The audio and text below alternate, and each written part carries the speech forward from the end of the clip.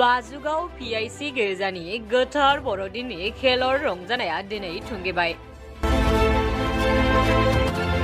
गोथार बर'दिनखौ गुबुन गुबुन ओनसोलफोराव फालिनाय बायदिनो गसाइगाव महकुमानि सिङाव थानाय बाजुगाव PIC मण्डली गिर्जायावबो रंजा बाजायै फालिनायखौ नुनो मोननाय जायो। गोथार बर'दिननि गिबि साननिफ्राय खेलर रंजानायखौ जागायनानै नखर नखर हाबनानै दिनै थुंगेयो बे खेलर रंजानाया। मख'नो गोनांदि मण्डलीनि गासै 200निबो बांसिन नखरफोराव हाबनानै उन्दै गेदेर बयबो खौसेयै खेलरखौ रंजानाय जादोंमोन। प्रभु जिसु ख्रिस्टनि अननायनि गेजेरजों देग्लायनि गोथार बर'दिनखौ गाजा गोमजायै फालिनो हानायनि थाखाय प्रभु जिसु ख्रिस्टनिसिम साबायखर बावहरदों बाजुगाव PIC गिर्जानि सानडे स्कुलनि आफादगिरि आगस्ट कलम्बस नार्जारिया। लोगोसे इं 2024 मायथाइनि 1 जानुवारि सानखालि गेदेरथार गिर्जा हाबनायाव मुलुगनि आरो हादोरनि सान्थिनि थाखायबो आरज खालामनाय जागोन होननानै फोरमायबावो कलम्बस बिथाङा।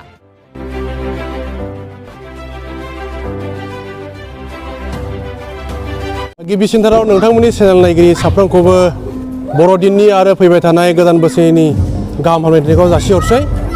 बे जेरैबायदि नोंथाङा सोंदों जे 25 थारिखनिफ्राय लानानै दिनैसिमाव क्रिसमास खेराइ मोसानाया माबायदि जागायखो बेनि सायाव आं ओरैबायदि बुंनो नागिरदों। बाजुगाव इसोर सिबियारि गथ' गथाय बोराइ बेन्थ' साफ्रोमबो 25 थारिखनिफ्राय लानानै दिनैसिमाव रंजा बाजायै जोंनि मोनफ्रोमबो इसोर सिबियारि नखरफ्राव जोङो नखर नखर थांनानै बेबायदिनो इसोरनि बिसा जिसु ख्रिस्ट जोनोम जानाय सानखौ जोङो रंजा बाजायै जोङो गामि गामि एबा नखर नखर थांनाय जों फोरमायबोदों।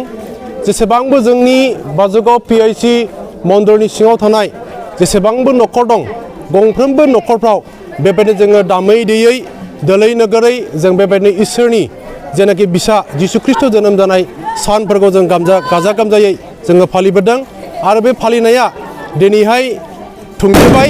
दा बेबायदिनो थुंगेनायखाय दिनैहाय नैबेयाव गासैबो जोंनि गथ' गथाय बिमा बिफा जोंनि बे गिर्जा लांगोनायाव जोबथा दिनैनि बे खेरलखौ फोजोबनो थाखाय ज' जाफैदों।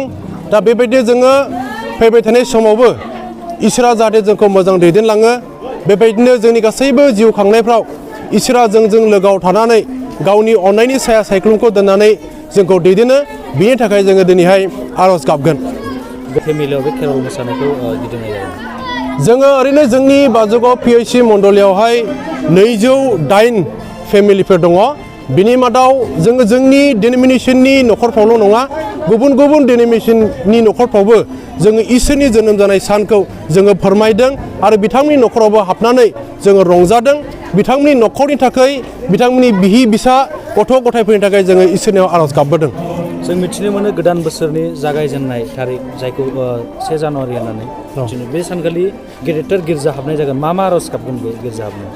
बे 1 थारिख जानुवारि बोसोर गोदानाव गुबुन गुबुन देशफ्राव जेरैबायदि आर'ज खालामो बेबायदिनो जोंनि बे Presbyterian independent church of north east India बाजुगाव बेयावबो 11थायाव जोंहा मोनसे गिदिर बोसोर गोदानखौ आजावनाय हाबाफारि एबा सेवा दङ।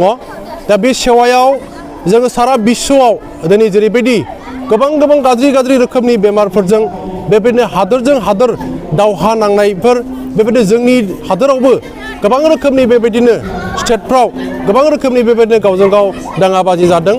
दा बेफोर गासैबोनि थाखाय जोङो इसोरनियाव गंग्लायै जोङो आर'ज खालामगोन। जेरैबायदि जिसुआ संसारखौ बासायनो थाखाय एबा संसाराव सान्थि होनो थाखाय जेरैबायदि बियो जोनोम लादों दा बेबायदिनो जाहाथे बिनि जोनोम लानायनि गेजेरजों जोङो जाहाथे जोंनि देशफ्राव जोंनि हादरफ्राव जोंनि ओनसोलफ्राव जाहाथे सुख सान्थिया फैयो बिनि थाखाय जों इसोरनियाव जोङो खर' गंग्लायजों आर'ज खालामगोन।